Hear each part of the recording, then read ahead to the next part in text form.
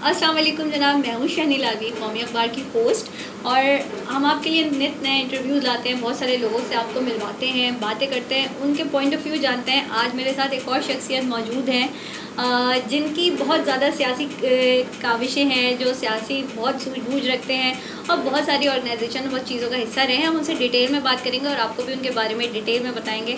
میرے ساتھ اس وقت موجود ہیں جناب ڈاکٹر سلیم حیدر صاحب، جو کہ مہاجر اتحاد تحریک کے بانی ہیں۔ ہم ان سے بات کریں گے اور جانیں گے کہ وہ آج کل کیا کر رہے ہیں۔ السلام علیکم سر۔ وعلیکم سب السلام۔ سے پہلے ہمیں ٹائم دینے کا بہت بہت شکریہ۔ بہت آپ کا شکریہ۔ سر چلیں یہ بتائیں، پہلے ہم بات چیت کا سلسلہ شروع کرنے سے پہلے یہ بتائیں آج کل آپ کے جو ہے کیا مصروفیات چل رہی ہیں؟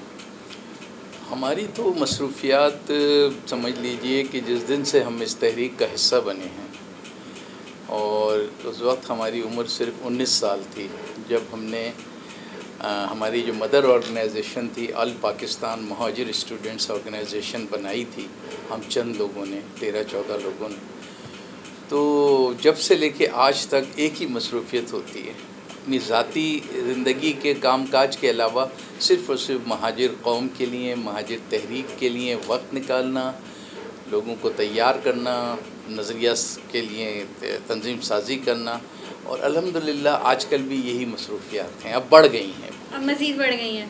ٹھیک، صحیح۔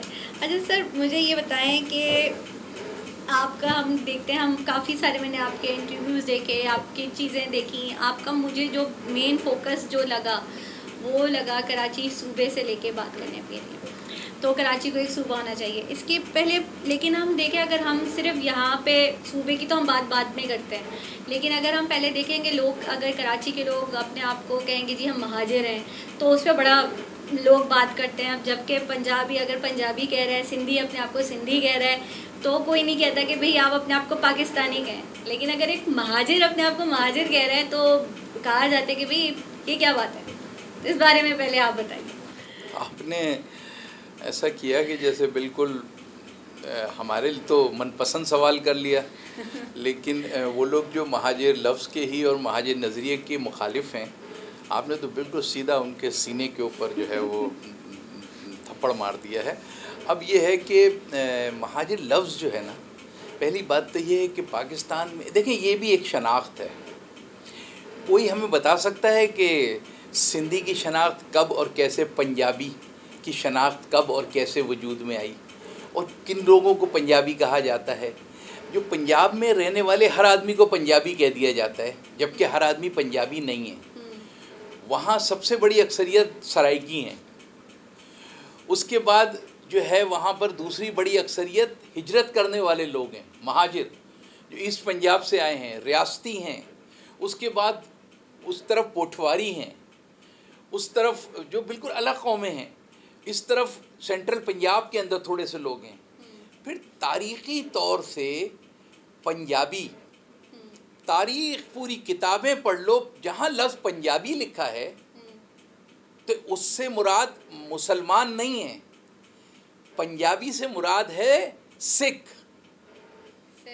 تو اب یہاں پہ لوگ بڑے فخر سے پنجابی بنے پھرتے ہیں، جبکہ پنجابی کوئی چیز ہی نہیں ہے۔ اب وہ لوگ ہم سے بیٹھ کے بحث کریں کہ آپ مہاجر کیسے ہیں۔ مہاجر پاکستان کی ساری شناختوں میں پختون، بلوچ، سندھی، پنجابی، سرائکی، گلتی، بلتی، کشمیری، ان ساروں کے اندر سب سے مقدس اور سب سے اہم شناخت ہے، اس لیے کہ یہ وہ شناخت ہے جس کا قرآن کے اندر اس لفظ مہاجر کا بارہا قرآن کا لفظ ہے۔ تو اس لفظ کو نہ تو کوئی برا کہہ سکتا ہے۔ ایک شخص نے تو کمبخت اتنی بڑی وہ کی تھی، کہا تھا لفظ مہاجر جو ہے گالی ہے، جبکہ قرآن کے کسی لفظ کو، یہ خورشید شاہ نے، سندھ کے وفاقی وزیر نے، تو مہاجر لفظ تو سب سے متبرک ہم نے۔ اب ہم نے یہ شناخت ہماری اس طرح جی ہم نے نہیں اپنی مرضی سے ڈالی یہ شناخت۔ پاکستان کے اندر قائد اعظم محمد علی جناح نے یہاں آنے والے لوگوں کو مہاجر کہا۔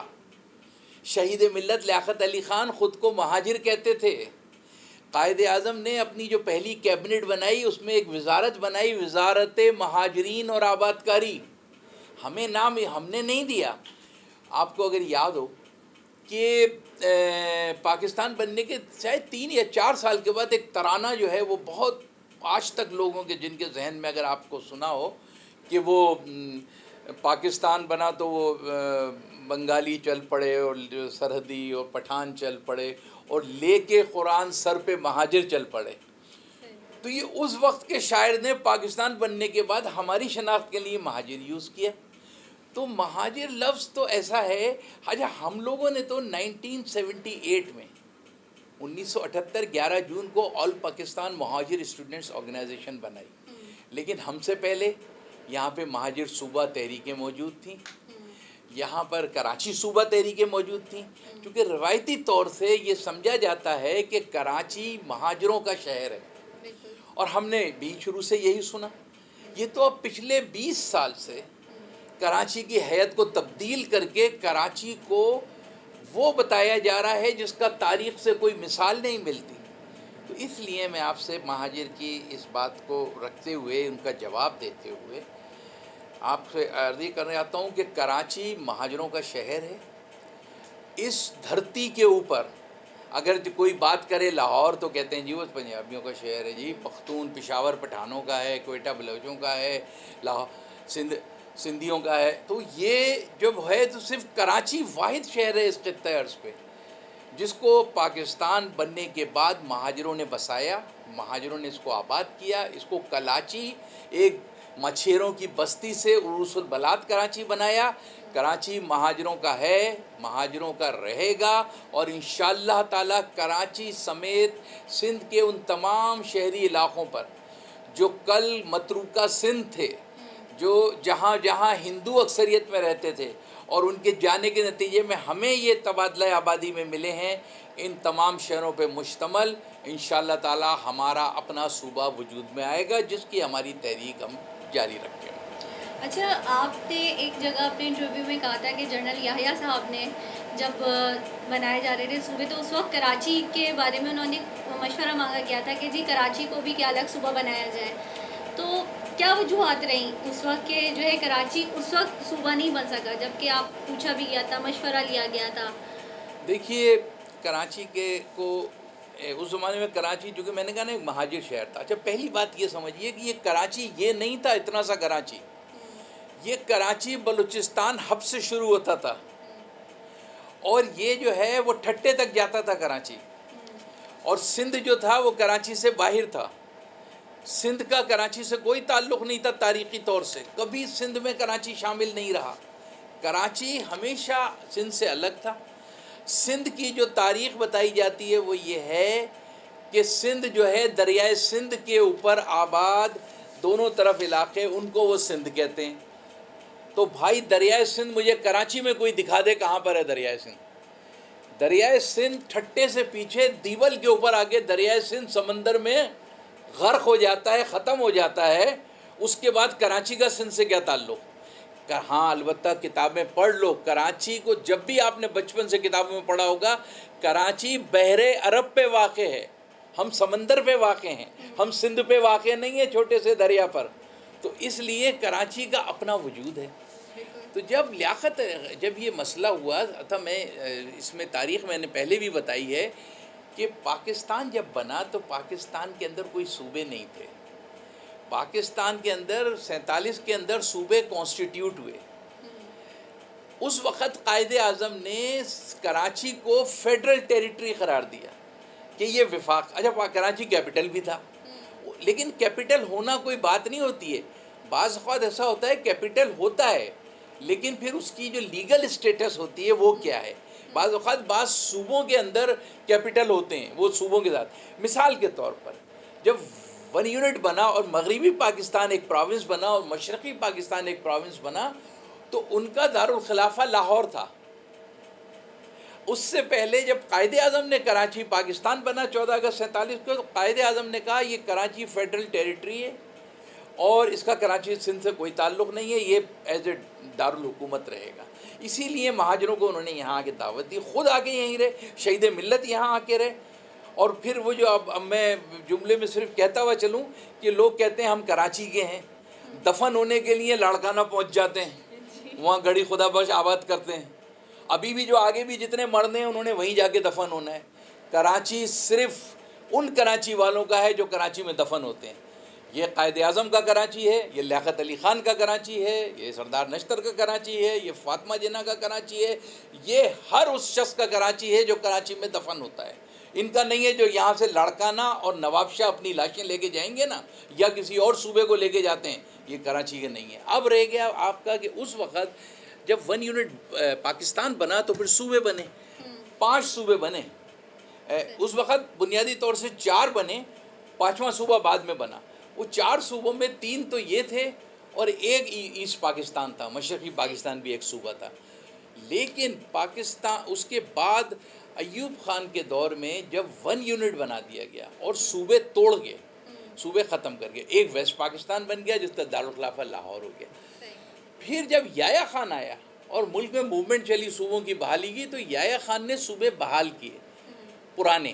اچھا ایک بات اور ضمناً, چونکہ یہ بہت آپ کا, جب یہ صوبے بنے 47 میں, اب میں جا رہا ہوں پھر واپس چلا گیا, تو سندھ کے اندر کراچی تو شامل ہی نہیں تھا. اچھا جی, اب پنجاب کے اندر بھاولپور شامل نہیں تھا. جب یہ صوبے کانسٹیٹیوٹ دوبارہ ہوئے تو پھر ان کی اس طریقے سے بنائے گئے کہ یہ ان کے اندر شامل کیے گئے.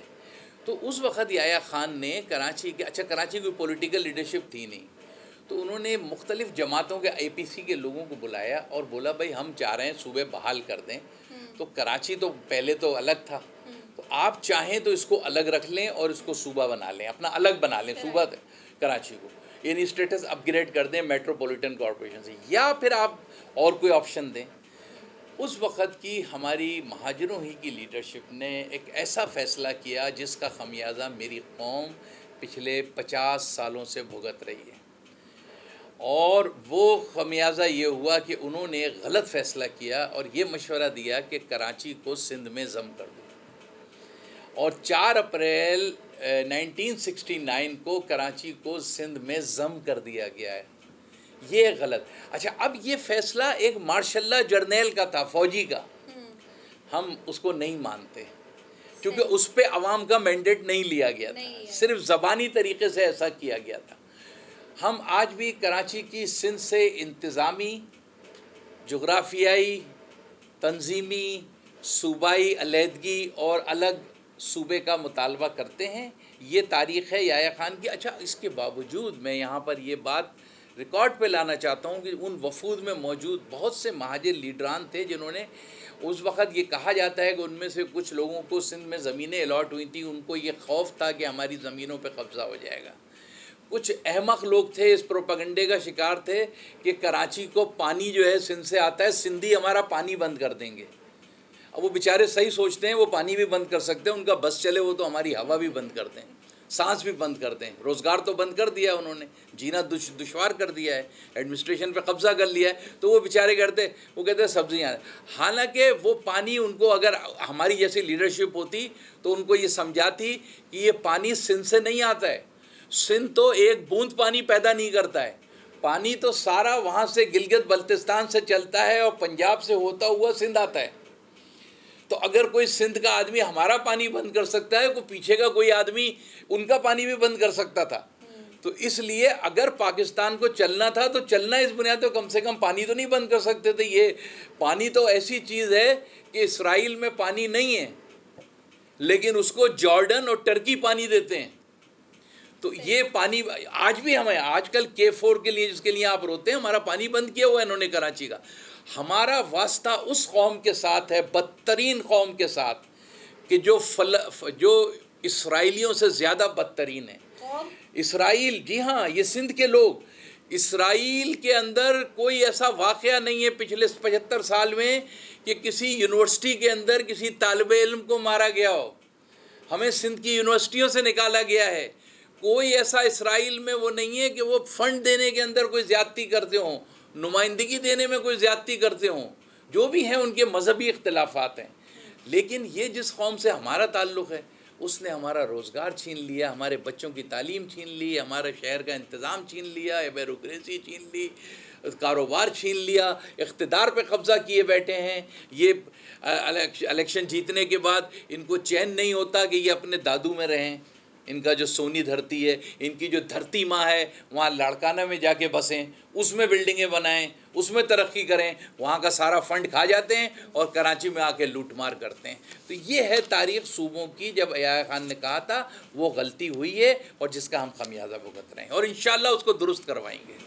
اچھا، ابھی آپ نے سندھ دھرتی ماں کا ذکر کیا، پھر آپ کا ایک یہ بھی بیان ہے کہ کراچی کو اب کچراچی بنا دیا گیا ہے کچھ، آپ نے اس طرح کا ایک بیان بھی دیا تھا.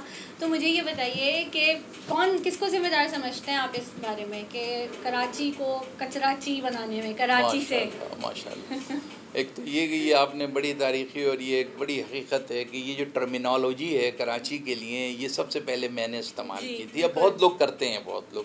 میں نے کہا یہ کچراچی بن گیا ہے، کراچی نہیں رہا ہے. دوسری بات یہ ہے کہ جن لوگوں نے بنایا، دیکھیں کراچی کے متعلق مشکل یہ ہو گئی ہے کہ ہم نے جب اس کو ہوش سنبھالا تو کراچی کو مہاجروں کا شہر کہا جاتا تھا، اور سب اس بات پہ اگری تھے، کسی کو اختلاف بھی نہیں تھا کہ ہاں یار یہ ان کی اکثریت ہے، یہ لوگ رہتے ہیں، ان کو انتظام کرنے کا. لیکن تھوڑے دھیرے دھیرے جب یہ یہاں پر انفلکس ہوتا رہا، لوگ آتے رہے، ان کے عزائم بڑھتے رہے، پہلی مرتبہ جماعت اسلامی کا عبدالستار افغانی، جو نسلاً افغانی تھا، اس نے پہلی دفعہ یہ ٹرمینالوجی استعمال کی کہ کراچی منی پاکستان ہے. اس سے پہلے اخبارات کی 1000 میں ثبوت دے سکتا ہوں کہ جس میں لکھا ہے کراچی مہاجروں کا شہر ہے، سب ایڈمٹ کرتے تھے. لیکن اس نے لفظ لایا منی پاکستان. ہم لوگ خاموش رہے، ہم نے اس کے اوپر ریئیکٹ نہیں کیا، تو پھر وہ منی پاکستان چلتا رہا. اچھا، اس وقت یہ سندھ کے حکمران خاموشی سے اس کو پیتے رہے، اس لیے کہ اس وقت تک یہ کوئی دعویٰ کر نہیں سکتے تھے. یہ انہوں نے کہا پہلے مہاجروں کے ہاتھ سے تو نکالو، پہلے اس کو منی بناؤ، پھر منی پاکستان. آج اگر سندھ کا کوئی حکمران، میں دعوت دے رہا ہوں مراد علی شاہ سے لے کے بلاول بھٹو کو، تم کراچی کو منی پاکستان کہو، نہیں کہتے. اب انہوں نے نیا 10 سال سے فلسفہ لائے ہیں، کراچی سندھ آئے تو سندھ کراچی آئے، تو کراچی سندھ کا تاج آئے، تو یہ آئے تو وہ آئے. یہ شارع فیصل کے اوپر وال آف ہالہ، کراچی کو سندھ بنایا جا رہا ہے. جگہ جگہ یہ یہاں ٹوپی اجرک کے سال میں جلسے اور ریلیاں نکال کے بے عزت کیا جا رہا ہے شہر کے لوگوں کو. تو یہ کراچی پہ قبضہ ہے، سندھیائز کیا جا رہا ہے. اس کو ریزسٹ کرنا ہے، ہر مہاجر کو ہوش سنبھالنا ہے، کھڑے ہونا ہے، بیٹھ نہیں جانا ہے اس کے لیے. تو یہی لوگ جو کراچی کو کچراچی بنانے کے ذمہ دار ہیں، انہوں نے کراچی کی کیمس، دیکھیں کراچی کو بلدیاتی اس کے ذمہ دار بلدیہ کراچی ہے نا. اس وقت حالت یہ ہے کہ بلدیہ کراچی کے جو دیکھیں، اب بلدیہ کراچی میں ایک تو میئر ہوتا ہے، لیکن میئر کے جو ہاتھ پیر ہوتے ہیں وہ تو ڈپارٹمنٹس ہوتے ہیں نا سارے. ابھی مثال کے طور پہ ایک محکمہ بنا ہے سندھ سالڈ ویسٹ مینجمنٹ، آپ جا کے اس کا سارا عملہ دیکھ لیجئے. بلدیہ کراچی کے اندر ڈپارٹمنٹس کے اندر جتنے chief heads, directors, deputy directors ہیں، پورے اندرون سندھ سے لے کے آ گئے ہیں. وہ سارے کے سارے کراچی کو کچراچی بنانے کے ذمہ دار ہیں. اتنی بڑی سازش ہو رہی ہے یہاں پر کراچی پہ قبضے کی. ہمارے تعلیمی ادارے قبضہ ہوئے ہیں. داؤد انجینئرنگ یونیورسٹی کو قبضہ کر لیا، جو احمد داؤد نے پرائیویٹ سیکٹر میں وفاقی حکومت کو بنا کے دی تھی. حال ہی میں انہوں نے این ڈی میں یہ این ڈی پہ قبضہ ہو گیا ہے. ایک واحد یونیورسٹی تھی کراچی کی، این ڈی یونیورسٹی کے اندر انہوں نے پہلے ایک کیمپس کسی سندھ کے گاؤں گوٹھ میں کیمپس کے نام پہ، وہ جو وہاں کا وائس چانسلر سروش جو ہے لودھی، اس کو وائس چانسلر بنا کے مراد علی شاہ کا کلاس فیلو ہے، ایک مہاجر ہے. اس کمبخت سے یہ فیصلہ کرایا کہ کیمپس اس کا اندرون سندھ میں بنایا، وہاں 50-100 ملازم رکھے، اور بعد میں ان سارے ملازمین کو این ڈی میں لا کے تبادلہ کر کے، اور کیمپس ویمپس سب بند. یہ جو کچھ کر رہے ہیں، جس طریقے سے کراچی میں اندرون سندھ میں بھرتیاں کرتے ہیں اور پھر پولیس والے کو یہاں لے آتے ہیں. پوری پولیس اس وقت سندھی پولیس ہو گئی ہے 95%، اور 5% یہ اپنی پسند کے لوگوں کو دیتے ہیں. کراچی میں شاید 2 بھی مہاجر جو ہیں وہ ایس ایچ او نہیں ہیں. تو یہ جو کچھ کیا جا رہا ہے اس کا بہت بڑا ری ایکشن ہوگا، اور انشاءاللہ تعالیٰ ضرور ہوگا. مہاجروں کی قوم پرست غیرت مند قیادت ابھی زندہ ہے. قوم کو ذرا بیدار ہو لینے دو. ایک مسئلے میں قوم کو الجھایا ہوا ہے، اور مہاجر قوم کے اندر سے ایسے بے حس قسم کے جن کو پیٹ بھر دیا گیا ان کا، ان کے آؤٹ آف سائز ان کو جو ہے نا مراد دے دی گئی ہیں، وزیر بنا دیا گیا ہے، ان کے ذریعے سے کراچی کو چلایا جا رہا ہے. یہ انشاءاللہ زیادہ دیر نہیں چلے گا. سر آپ جو ہے اے پی ایم ایس او کے بانیوں میں سے ہیں، بہت سارے مشورے ظاہر ہے آپ سے پوچھ لیے، آپ لوگوں کے مشورے سے ہوتے ہوں گے. ایک کوئی ایسی بات ہے جس کے بارے میں ڈاکٹر فاروق ستار صاحب نے کہا تھا کہ اگر آپ کی وہ بات مان لی جاتی تو کراچی ایم کیو ایم آج اس حال میں نہیں ہوتی، وہ کیا بات ہے؟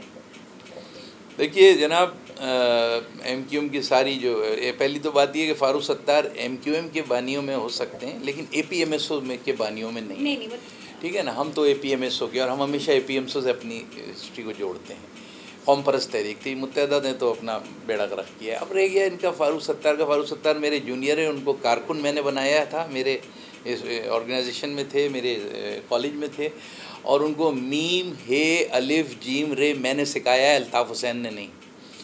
اس لیے وہ زندگی بھر انہیں گیا. اب رہ گیا یہ مسئلہ کہ وہ کیا بات تھی. دیکھیں میں شروع سے کہتا تھا کہ ہمیں ایک قوم پرست تحریک کے طور پہ اپنا وجود رکھنا ہے، اور جس سیاست میں ہم پڑ گئے ہیں اس سیاست سے ہم اپنی قوم کو کچھ بھی نہیں دلوا سکتے. اگر ہم نے اپنے نظریے کو چھوڑا تو ہمارے پاس کوئی بیس نہیں بچتی ہے.